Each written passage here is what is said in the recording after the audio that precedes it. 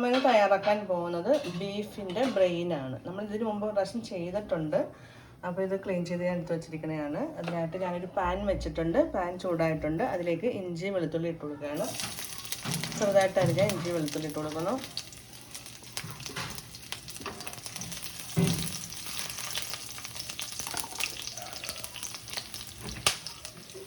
ഇതിലേക്ക് നമുക്ക് ഞാനിവിടെ ഒരു 2 ചെറിയ സവാളയാണ് എടുത്തിരിക്കുന്നത്. അത് എടുത്തിട്ടുണ്ട്. കുറച്ച് വേപ്പില, 2 പച്ചമുളക് അതും കൂടെ ചേർത്ത് കൊടുക്കുകയാണ്.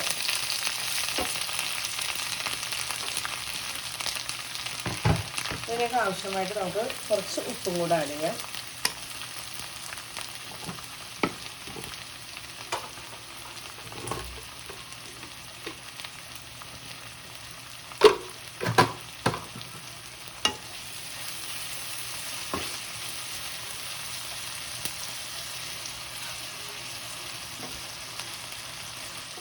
നമ്മൾ കരിമീൻ പൊള്ളിക്കാനായിട്ടാണ് നമ്മളിവിടെ എടുത്തേക്കുന്നത്. മുളക് പൊടി, കുരുമുളക് പൊടി, മഞ്ഞൾപ്പൊടി അടിയിലുണ്ട് കേട്ടോ. ഉപ്പ്. ഇനി ഞാൻ ഇതിലേക്ക് ഒഴിക്കുന്നത് കുറച്ച് വിനാഗിരി. ഇതെല്ലാം കൂടെ മിക്സ് ചെയ്ത് നമ്മൾ എടുത്ത് വെച്ചിരിക്കുന്ന കരിമീനിലേക്ക് നമ്മൾ തേക്കും. ഓക്കെ, നമ്മുടെ സവാളയൊക്കെ നന്നായിട്ട് ഫ്രൈ ആയിട്ടുണ്ട്. ഒരുപാട് ഫ്രൈ ആയിട്ടില്ലെങ്കിൽ ഒരുവിധമായിട്ടുണ്ട്. ഇനി ഇതിലേക്ക് നമുക്ക് പൊടി ഐറ്റങ്ങളൊക്കെ ഇട്ട് കൊടുക്കാം. ആദ്യമായിട്ട് മഞ്ഞൾപ്പൊടി ഇട്ട് കൊടുക്കുന്നു. പിന്നെ അതിലേക്ക് മുളക് പൊടി വേണം. നമുക്ക് മുളക് പൊടി ഇട്ട് കൊടുക്കാം. പിന്നെ വേണ്ടുന്നത് മല്ലിപ്പൊടി. നമുക്ക് കുറച്ച്, ഒരുപാടൊന്നും വേണ്ട, ഒരു 1/4 ടീസ്പൂൺ മതി മല്ലിപ്പൊടി. പിന്നെ നമുക്ക് വേണ്ടത് കുരുമുളക് പൊടി. ലാസ്റ്റ് നമുക്ക് കുറച്ച് കുരുമുളക് പൊടി കൂടി ഇടാനുണ്ട്.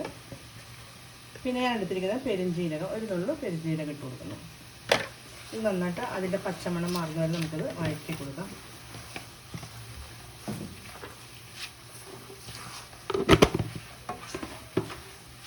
ഇനി നമ്മൾ എടുത്ത് വെച്ചിരിക്കുന്ന ബ്രെയിൻ ഇട്ട് കൊടുക്കാം. ഏറ്റവും കൂടുതൽ ഉപയോഗിക്കുന്ന ബ്രെയിനുകളുടെ ചുരുങ്ങിയിരിക്കുന്നതാണോ, ചിന്തിക്കണോണ്ടാണോ ചുരുങ്ങിയിരിക്കുന്നത്? അപ്പൊ ഇതിന്റെ ബീഫിൻ്റെ ചുരുങ്ങിയിരിക്കണമെന്നുള്ള അത്ര ചുരുക്കമൊന്നുമില്ല. എന്നാലും കുറച്ച് കണ്ട നോക്കി, കുറച്ച് അപ്പൊ ചിലപ്പോ മണ്ടനായിരിക്കും ഇത്. ഇതിലേക്ക് നമുക്കൊരു 1/4 ഗ്ലാസ് വെള്ളം കൊണ്ട് ഒഴിച്ചു കൊടുക്കാം.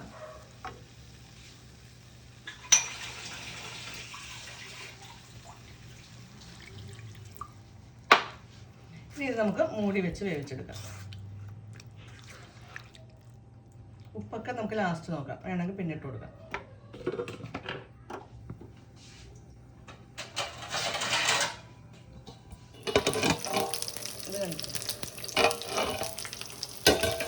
അപ്പം നമ്മുടെ ബ്രെയിൻ വെന്തിട്ടുണ്ട്. ഇനി ഇതിലേക്ക് നമുക്ക് 2 മുട്ട ഇതിലേക്ക് ആഡ് ചെയ്ത് കൊടുക്കണം. ഞാനിതിലേക്ക് 2 മുട്ട എടുത്തിട്ടുണ്ട്.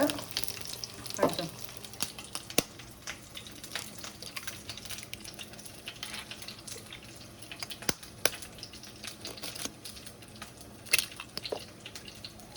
ഇതിലേക്ക് കുറച്ച് കുരുമുളകും ഇത്തിരി ഉപ്പും കൂടി ചേർത്തിട്ട് നമുക്ക് നന്നായിട്ടൊന്ന് വെട്ടിയെടുക്കണം.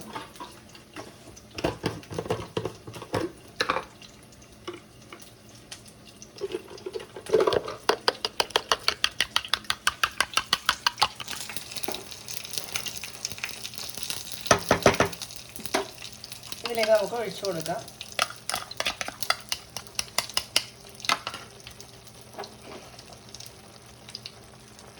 ഇനി നന്നായിട്ട് ഇതൊന്ന് ചിക്കി എടുക്കണം അല്ലേ? ആണോ? എരിവ് പോരെങ്കിൽ കുരുമുളക് പൊടി ഇടാം. ഇപ്പം നമ്മൾ ഈ മുട്ടയ്ക്കകത്ത് കുരുമുളക് പൊടി ഇട്ടിട്ടുണ്ടല്ലോ, അപ്പോൾ അത് മതിയായിരിക്കും. ഉപ്പ് ഇട്ടിട്ടുണ്ട്. മസാലയൊന്നും അധികം വേണ്ട. കുറച്ച് പെരുംജീരകത്തിൻ്റെ പൊടി മാത്രം നമ്മൾ ആഡ് ചെയ്തിട്ടുള്ള. ഒരുപാട് ഇട്ട് കഴിഞ്ഞാൽ ഒരു ചെറിയായിരിക്കും, കുത്തലൊക്കെ ഉണ്ടാവും. ഇനി നമുക്കൊരു 2 മിനിറ്റും കൂടി ഒന്ന് അടച്ചു വെച്ചേക്കാം. അടച്ചു വെച്ച് ലോ ഫ്ലെയിമിൽ വെച്ച് നമുക്കൊന്ന് വേവിക്കാം.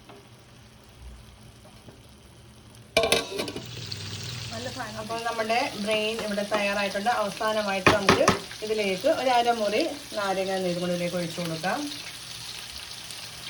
മല്ലിയിലയൊക്കെ ഉണ്ടെങ്കിൽ നമുക്ക് ഇടാൻ കേട്ടോ. നമുക്ക് മല്ലിയില നമ്മുടെ കയ്യിലില്ല. ആവശ്യമുണ്ടെങ്കിൽ ഇടാം.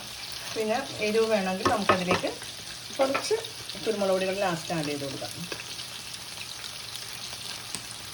ഓക്കെ, ഇനി നമുക്ക് ഫ്ലെയിമൊക്കെ ഓഫ് ചെയ്യാം, ടേസ്റ്റ് ചെയ്യാം അല്ലേ. അങ്ങനെ നമ്മുടെ ബ്രെയിൻ ഇവിടെ തയ്യാറായിട്ടുണ്ട്. എല്ലാവരും ട്രൈ ചെയ്ത് നോക്കണം. വളരെ എളുപ്പമാണ്, സിമ്പിളാണ് അതെ. ഇഷ്ടപ്പെട്ടാൽ ലൈക്ക് ചെയ്യണം, ഷെയർ ചെയ്യണം, സബ്സ്ക്രൈബ് ചെയ്യണം. ഇത് കുറച്ച് വേപ്പിലകൾ ഇട്ടേക്കണം.